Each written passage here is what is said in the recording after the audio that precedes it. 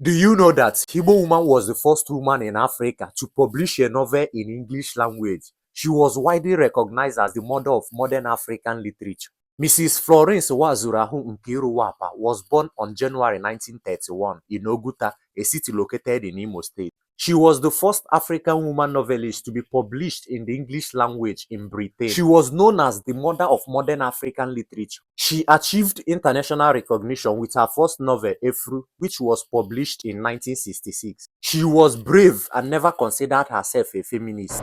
And so, as far as this war continues, we'll fight to the last man.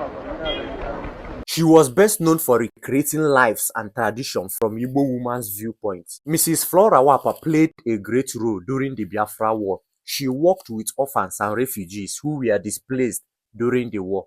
Sadly, she died on 16th of October 1993.